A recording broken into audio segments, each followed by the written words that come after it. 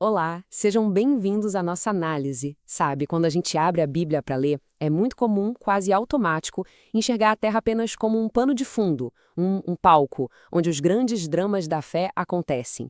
Mas e se eu te dissesse que a própria Terra, com suas montanhas, seus desertos, seus rios, é na verdade um personagem ativo na história? E se a geografia não apenas definisse o cenário, mas moldasse de forma profunda a política, a cultura e, de maneira fundamental, a teologia do povo de Deus? Pois é exatamente isso que a gente vai descobrir juntos aqui. O nosso objetivo é mergulhar na estrutura física da Terra Santa para enriquecer e aprofundar a nossa compreensão das Escrituras. A ideia é revelar camadas de significado que muitas vezes, na correria, passam despercebidas. A gente vai tentar transformar a maneira como se lê a Bíblia, passando de uma visão, digamos, em duas dimensões, para uma experiência tridimensional, onde a topografia, o clima e os recursos naturais se tornam verdadeiras chaves de interpretação. Então, vamos começar essa jornada? Para a gente começar essa conversa, tem um conceito que é fundamental, uma verdadeira chave que abre muitas portas. Ele foi popularizado no mundo acadêmico por estudiosos incríveis, como o clérigo escocês George Adam Smith. Lá em 1894, na sua obra que se tornou um clássico, A Geografia Histórica da Terra Santa, ele introduziu essa ideia de ler a Terra. Mas o que isso quer dizer, afinal? Pensem comigo, assim como um texto literário tem um gênero, poesia, narrativa, profecia, que nos orienta sobre como a gente deve interpretar, uma paisagem também tem o seu próprio gênero geográfico. As características dela, como o relevo, o clima, a disponibilidade de água, tudo isso define as possibilidades e impõe os limites para a vida humana naquele lugar. Então, ler a Terra é decifrar esse gênero para entender por que os eventos bíblicos aconteceram onde e como aconteceram. Por que Jerusalém, a capital, foi construída num lugar tão difícil, porque as grandes batalhas sempre aconteciam em vales específicos. Essa disciplina nos permite ver a beleza completa do texto bíblico, sabe? Uma riqueza que uma leitura superficial jamais alcançaria. E essa citação do geógrafo Carl Ortwin Sauer, ela captura perfeitamente a filosofia que a gente precisa para esse estudo. A locomoção deve ser lenta. Isso aqui é muito mais do que um conselho para quem está fazendo um trabalho de campo. É um princípio de interpretação, uma hermenêutica. Para a gente conseguir ler a Terra de verdade, não dá para passar por ela com pressa. A gente precisa parar, sentar em pontos de vantagem, seja no topo de uma colina real lá na Judéia, ou, metaforicamente, debruçado sobre mapas e textos no nosso escritório, e fazer perguntas. Por que Abraão viajou por essa rota específica quando entrou em Canaã? Por que Davi, quando estava fugindo de Saul, se escondeu bem ali, na região de En-Gedi, e não em outro lugar? Por que Jesus usou a imagem da videira e dos seus ramos de forma tão forte no seu discurso? Muitas vezes as respostas estão gravadas na própria paisagem, na ecologia da videira daquela região. É essa imersão lenta, contemplativa, que nos permite reconstruir um mundo mental dos personagens bíblicos e apreciar a genialidade com que os autores sagrados usaram imagens geográficas para comunicar verdades teológicas profundíssimas. Tá, mas na prática, como é que isso funciona? A metodologia central da geografia bíblica é o que a gente chama de abordagem regional. E aqui está o ponto crucial que a diferencia de um estudo puramente histórico-político. As regiões são definidas por características geográficas naturais e não por fronteiras políticas. Por quê? Pensem bem, as fronteiras políticas no Antigo Oriente Próximo eram fluidas, instáveis, efêmeras. Impérios como o Egito, a Síria, a Babilônia, Roma, eles surgiam e desapareciam, redesenhando os mapas a cada poucas gerações. Em contraste, as fronteiras geográficas, uma cadeia de montanhas, um vale profundo, a transição abrupta de terra boa para plantar para o deserto, essas são estáveis, duradouras. São essas características que, por milênios, moldaram os padrões de assentamento, as rotas de comércio, as estratégias de defesa e até as identidades culturais. Portanto, quando a gente foca nessas regiões naturais, a gente consegue entender o contexto permanente que influenciou a longa história de Israel. E para reconstruir essa conexão tão complexa entre o povo e a terra, a gente se baseia em duas grandes fontes de conhecimento, como se fossem duas caixas de ferramentas. De um lado temos o registro antigo, o pilar principal aqui é a própria Bíblia, que é um tesouro de informações geográficas. Junto com ela, vêm as fontes extrabíblicas, como os anais dos reis egípcios e assírios, que descrevem suas campanhas militares na região. Isso nos dá perspectivas externas valiosíssimas. E, claro, a arqueologia, que literalmente desenterra a cultura material, as cidades, as fortificações, e acaba confirmando ou até desafiando nossas interpretações dos textos. Do outro lado, a gente tem o que podemos chamar de contexto vivo. Aqui, e eu preciso frisar, com extrema cautela e rigor acadêmico, olhamos para a etnografia. Ao estudar os padrões de vida de povos tradicionais que habitaram a mesma região até pouco tempo atrás, como pastores beduínos ou agricultores de aldeias remotas, a gente pode ter um vislumbre das estratégias de adaptação a um ambiente que em seus fundamentos mudou muito pouco. Não se trata de traçar uma linha direta e ingênua com o passado de jeito nenhum, mas de buscar analogias que ajudem a iluminar como a Terra molda a sociedade. Então vamos amarrar as pontas do que a gente viu até aqui. A geografia histórica, no fim das contas, não é sobre memorizar mapas. É uma disciplina de imersão. É a arte de ler a Terra como se ela fosse um texto, usando uma abordagem regional que prioriza a estrutura permanente da paisagem. E ao combinar o estudo de fontes antigas com uma análise cuidadosa do contexto vivo, a gente começa a perceber que a Terra não foi só um palco, mas um agente ativo na história da redenção. Essa abordagem transforma a nossa leitura, revela uma sabedoria divina que foi tecida na própria topografia do mundo. A pergunta que nos guia para a próxima sessão é: qual é então a natureza fundamental desta terra que Deus escolheu? Vamos descobrir. Bom, agora que a gente já estabeleceu a nossa metodologia, vamos olhar para o palco em si. E a geologia da Terra Santa é, em uma palavra, dramática. A história dela começa com movimentos tectônicos colossais, gigantescos. A região está bem no encontro de placas tectônicas e a pressão entre elas ergueu uma dobra enorme de rocha, principalmente calcária, criando aquela espinha dorsal montanhosa que corre de norte a sul. Mas o drama geológico mais impactante foi a criação de uma das características mais espetaculares do nosso planeta, o Grande Vale do Rift, ou a fenda sírio-africana. É uma cicatriz gigantesca na crosta terrestre que se estende por milhares de quilômetros. E na nossa região de estudo, essa fenda criou o Vale do Jordão, que é o ponto mais baixo da superfície terrestre. Essa estrutura geológica fundamental é o ponto de partida para a gente entender todo o resto. Essa geologia imponente acaba dividindo a Terra em 5 zonas longitudinais bem distintas, como se fossem faixas verticais num mapa. Vamos fazer uma viagem do Mar Mediterrâneo para o leste. Primeiro, a gente encontra a planície costeira, uma faixa fértil, mas que historicamente foi controlada por potências estrangeiras. Em segundo lugar, subindo, temos as terras altas ocidentais, a espinha dorsal montanhosa, o coração de Israel e Judá, onde cidades como Jerusalém e Hebrom estão localizadas. A terceira zona é o Vale do Rift, aquela depressão profunda que abriga o Rio Jordão, o Mar da Galileia e o Mar Morto. Subindo do outro lado do vale, a gente encontra a quarta zona, o Planalto Oriental, que a gente conhece como Transjordânia. E, finalmente, mais a leste, a quinta zona é o vasto deserto da Arábia. Guardem bem essa estrutura de 5 faixas, porque ela é a chave mestra para entender quase tudo. Os padrões de assentamento, a agricultura, as rotas de viagem, as estratégias militares. Toda a narrativa bíblica se move dentro e através dessas 5 zonas. Se a geologia é o palco, a água, sem dúvida, é a protagonista do drama diário. Nessa passagem de Deuteronômio, a promessa de uma boa terra é definida, antes de mais nada, pela presença de água. No ambiente semiárido, água é vida. E aqui existe uma diferença teológica crucial em relação às grandes civilizações vizinhas. Pensem só, o Egito dependia da previsibilidade do Nilo. Todo ano o rio subia, descia, era um relógio. A Mesopotâmia, a mesma coisa com os rios Tigre e Eufrates. Agora, em Israel, a história era outra. A vida dependia primariamente das chuvas sazonais de inverno, que eram trazidas pelos ventos do Mediterrâneo. E chuva? Bem, chuva é imprevisível. Se as chuvas vinham na hora certa, havia fartura. Se falhassem, o resultado era fome e migração forçada, como a gente vê nas histórias de Abraão, de Isaque, da família de Elimeleque e Noemi. A imprevisibilidade da chuva ensinava uma lição constante, inescapável, a dependência total da provisão soberana de Deus. A terra era, em si, uma professora de fé. Além da chuva, outras 2 fontes de água eram absolutamente vitais. Nas montanhas de calcário, que é poroso, a água da chuva se infiltrava e emergia em pontos específicos como nascentes, chamadas em hebraico de Ayin. Eram verdadeiros oásis que determinavam a localização de muitas cidades. Já nas áreas de planície ou no semiárido do Negev, era preciso cavar para alcançar o lençol freático, criando poços ou ber em hebraico. O que é fascinante é que esses locais eram muito mais do que simples fontes de água. Eles eram o coração da vida comunitária. Era junto ao poço que os servos de Abraão e Jacó encontraram as futuras esposas. Era ali que as mulheres se reuniam para buscar água e socializar. E por serem tão cruciais para a sobrevivência, eram também palco de conflitos, como a gente vê nas repetidas disputas de Isaque com os filisteus por causa dos poços em Gênesis 26. Controlar a água era literalmente controlar a vida.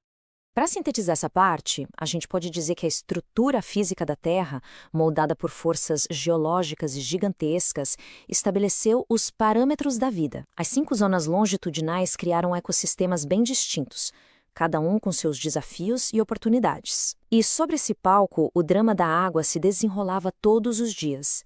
A presença ou ausência de chuva, de nascentes e de poços não só ditava a economia, mas servia como uma lição teológica contínua. A própria natureza da terra, a terra que Deus escolheu, era um instrumento pedagógico para ensinar Israel sobre a sua fragilidade e a sua necessidade de confiar no provedor soberano. A questão que surge naturalmente é: como os seres humanos marcaram essa paisagem divina? É o que veremos a seguir.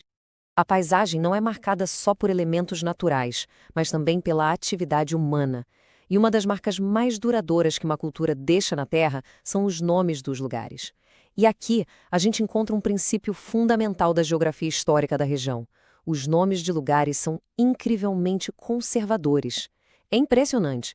Eles podem persistir por milênios, sobrevivendo a mudanças de população, de língua, de império.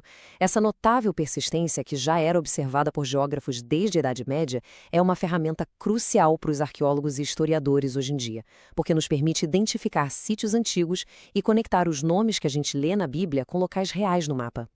E a história desses nomes revela as camadas da história da própria terra. Muitos nomes importantes, como Jerusalém, que já era mencionada em textos egípcios como Uruzalim, ou Mégido, são pré-israelitas. Durante o período do Antigo Testamento, a maioria dos novos nomes era semítica e bem descritiva, como Geba, que significa colina, ou Ramá, lugar alto. Com a conquista de Alexandre o Grande e a posterior dominação romana, a gente vê uma mudança drástica: a imposição de nomes greco-latinos em cidades importantes. Bet-Sean vira Citópolis, Rabá-Amon vira Filadélfia. O mapa do Novo Testamento parece, à primeira vista, um mundo diferente. Mas é aqui que a coisa fica fascinante. Essa camada helenística foi, em grande parte, temporária. A população local continuou usando os antigos nomes semíticos no dia a dia. E, depois da conquista árabe, no século VII, esses nomes originais simplesmente ressurgiram, com pequenas adaptações fonéticas. Bet-Sean voltou a ser Beisan. Isso demonstra a profunda resiliência da memória cultural local, que ficou gravada nos nomes da terra. Nós já mencionamos essa distinção entre fronteiras geográficas e políticas, mas vale a pena detalhar um pouco mais porque ela é vital para a nossa análise. As fronteiras geográficas, definidas por elementos naturais, são estáveis. O deserto da Judéia é uma barreira constante entre as terras altas e o Mar Morto. O Monte Hermon sempre marcou o limite norte. Essas fronteiras é que moldam os padrões de vida a longo prazo. Em contraste, as fronteiras políticas definidas pelo poder militar e por tratados estão em constante fluxo. O território controlado por Davi e Salomão, por exemplo, era vasto, mas encolheu drasticamente com seus sucessores. Enquanto as fronteiras políticas são linhas nítidas no mapa de um império, as fronteiras geográficas são as que realmente definem as vizinhanças culturais e econômicas ao longo da história, explicando por que certos padrões de interação e conflito se repetem tanto. E isso nos leva ao ponto geopolítico mais importante sobre a Terra Santa. Ela é uma terra entre. Pensem nela como uma ponte de terra, um corredor estreito que conecta 3 continentes: África, Ásia e Europa. Os grandes impérios, os gatos predadores do nosso slide, precisavam atravessar essa terra para guerrear e para fazer comércio. O Egito ao sul e os impérios da Mesopotâmia, Assíria, Babilônia, Pérsia, ao norte e a leste, estavam constantemente em movimento por este corredor. A principal superestrada da época era a chamada Via Maris, ou Caminho do Mar, que seguia pela planície costeira. E os pequenos reinos de Israel e Judá? Eram como ratos, vivendo em suas tocas nas montanhas. A sobrevivência deles dependia de uma diplomacia muito astuta e, em última análise, da confiança em Deus. Tentar bloquear o corredor era suicídio, como o rei Josias descobriu da forma mais trágica ao enfrentar o faraó Necom em Megido. Essa pressão externa constante é uma força que define toda a história bíblica. Resumindo essa sessão, a gente vê que a paisagem bíblica é uma verdadeira crônica viva. As marcas humanas, nomes, fronteiras, rotas, contam uma história profunda. Os nomes dos lugares nos conectam a um passado milenar. A distinção entre fronteiras geográficas e políticas nos ajudam a entender as forças duradouras que moldaram a vida, em oposição às marés flutuantes do poder imperial. E, acima de tudo, a posição da terra como um corredor estratégico explica o drama geopolítico que permeia toda a narrativa. A existência de Israel e Judá foi sempre precária, sempre vivida à sombra de superpotências. Com essas chaves em mãos, agora sim a gente pode explorar as regiões específicas, começando pelo coração do sul. Vamos agora focar numa região específica, o território do sul, que era dominado pelo Reino de Judá. O coração de Judá são as terras altas da Judeia, uma região montanhosa e bastante rochosa. Este não é um lugar de agricultura fácil, de jeito nenhum.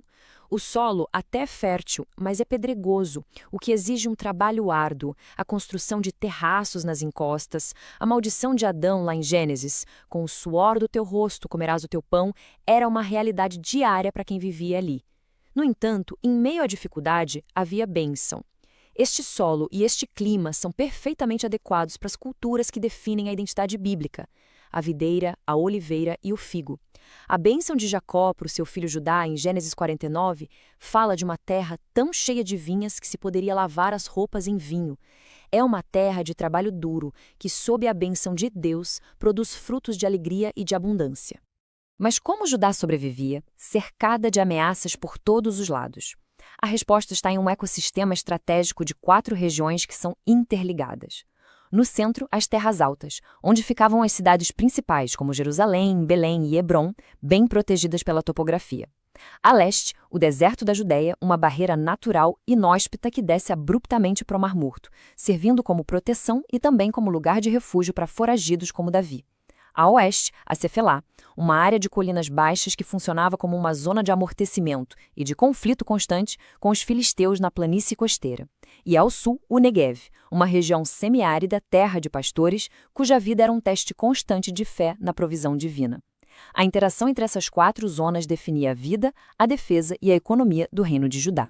A Cefelá merece um foco especial, porque ela é estrategicamente vital. O nome significa terras baixas. A importância dela reside nos vales que a cortam de leste a oeste, funcionando como portões naturais que levam da planície costeira para as montanhas da Judéia. Quem controlasse esses vales controlava o acesso a Jerusalém. Por isso, não é de espantar que a Cefelá tenha sido palco de inúmeras batalhas cruciais. Foi no vale de Elá que o jovem Davi enfrentou o gigante Golias. Foi aqui que reis de Judá, como Roboão, construíram uma linha de cidades fortificadas.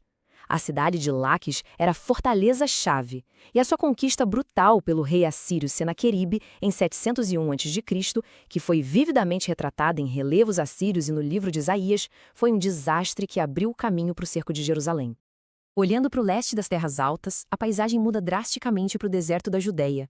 E essa paisagem hostil se torna uma poderosa professora de teologia. O profeta Jeremias, que cresceu na vila de Anatote com vista para esse deserto, usa essa imagem de forma brilhante.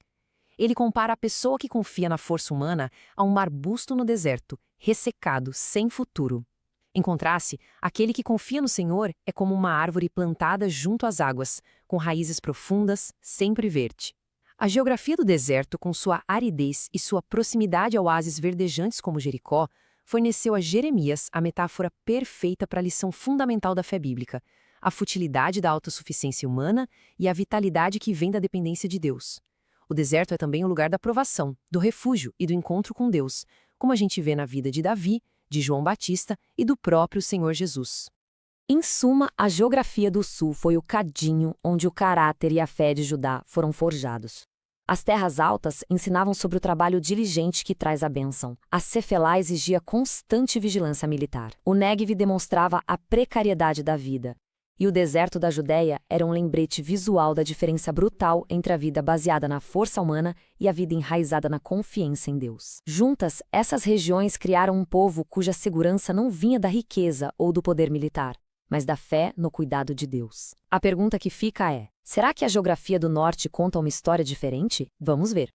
Deixando o sul rochoso e relativamente isolado, a gente viaja agora para o norte, para o território do antigo reino de Israel, também chamado de Reino de Efraim.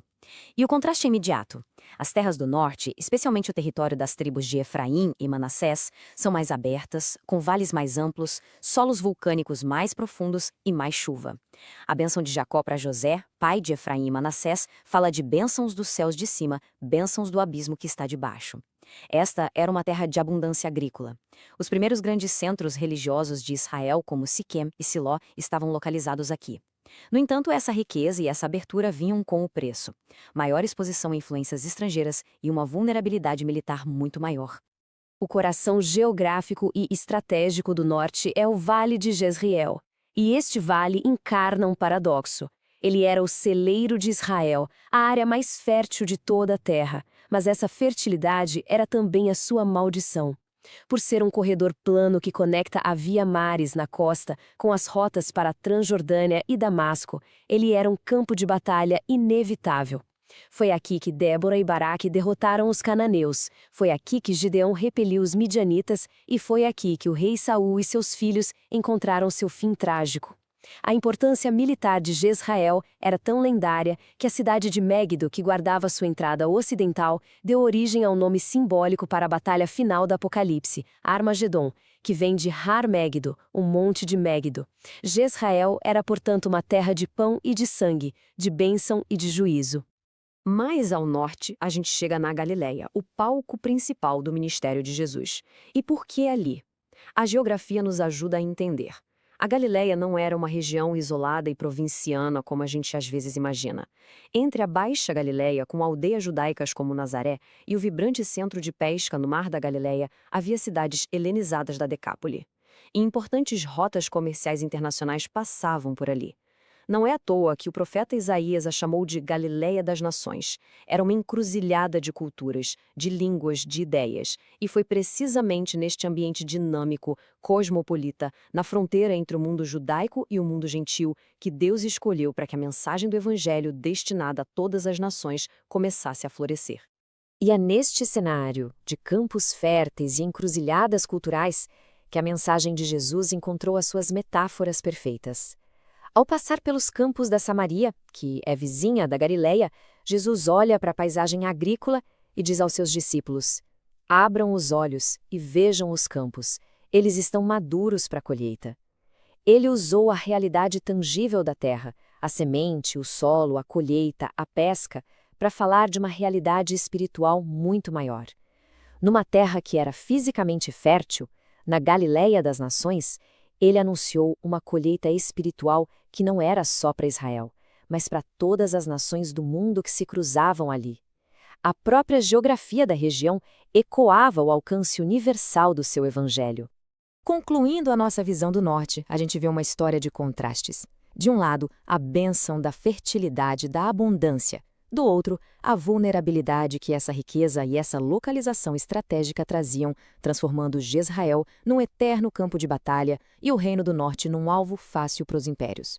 E, finalmente, a gente vê como o ambiente cosmopolita da Galileia forneceu o cenário divinamente orquestrado para o início de um ministério cuja mensagem estava destinada a alcançar o mundo inteiro. Se o sul foi o cadinho da fé de Judá, o norte foi a plataforma de lançamento do evangelho para as nações. A nossa jornada nos leva agora para o leste, atravessando o Vale do Jordão para explorar a Transjordânia. Esta é uma região de altos planaltos. Lá no extremo norte, a gente encontra a Bazã. Geologicamente, é um planalto de basalto, formado por antigas erupções vulcânicas. Esse solo vulcânico é incrivelmente fértil, o que tornou Bazã famosa na Bíblia por seus ricos campos de grãos e especialmente por seu gado forte e robusto. Os touros de Bazã se tornaram uma imagem poética de força e arrogância lá no Salmo 22. A posição estratégica de Bazã, controlando as rotas para Damasco, também a tornou uma terra cobiçada e muito disputada ao longo da história. Viajando para o sul pela Transjordânia, a gente encontra uma cadeia de reinos, cada um com sua própria identidade geográfica e uma história complexa, cheia de altos e baixos com Israel.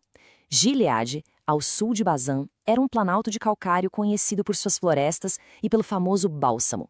Era terra de figuras rústicas independentes como Jefté e o profeta Elias.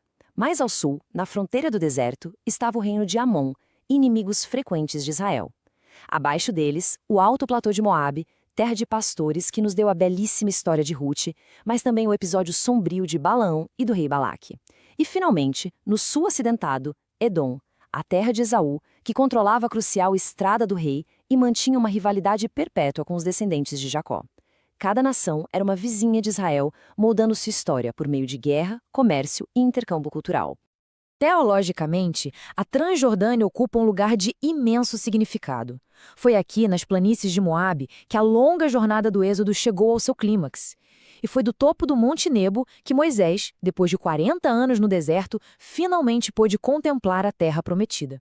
Ele não pôde entrar, é verdade, mas viu a promessa se tornando realidade diante dos seus olhos.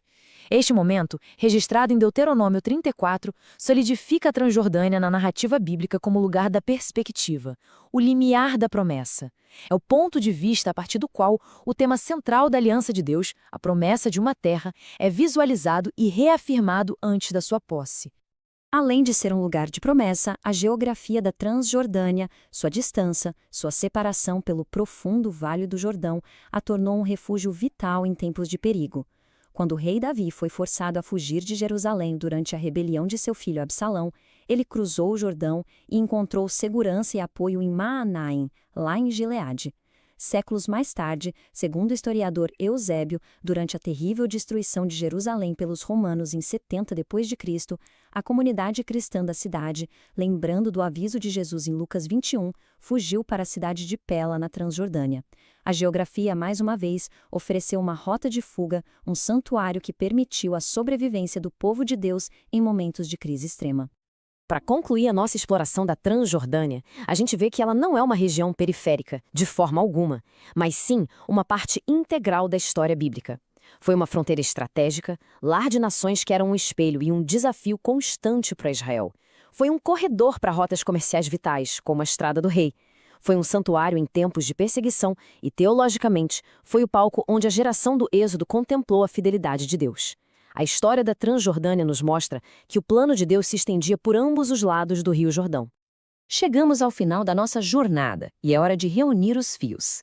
A conclusão central é esta: a geografia da Bíblia não foi um palco passivo, de jeito nenhum.